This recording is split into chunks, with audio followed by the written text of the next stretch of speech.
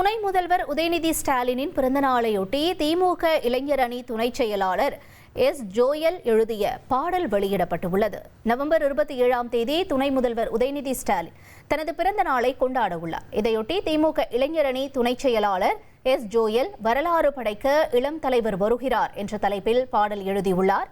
இந்த பாடலின் வெளியீட்டு விழா சென்னை அண்ணா அறிவாலயத்தில் நடைபெற்றது. இதில் பள்ளிக்கல்வித்துறை அமைச்சர் அன்பில் மகேஷ் கலந்து கொண்டு பாடலை வெளியிட திமுக இளைஞரணி நிர்வாகிகள் பெற்றுக் கொண்டனர். தமிழ் மண்ணில் இவர் அன்பு புதல்வன் எங்கள் அண்ணன் உதயநிதி வருகிறார். கழக கொடியேந்தி போர் முரசு கொண்ட அஞ்சா வீரன் கூட்டம் நடுவே வருகிறார் வருகிறார் வருகிறார் அண்ணன் வருகிறார். உதயநிதி ஸ்டாலின் வருகிறார் வருகிறார் களத்தில் வருகிறார். இனி முழங்க இளம் தலைவர் வருகிறார். இளைஞர் படை குலுங்கிடவே வருகிறார்.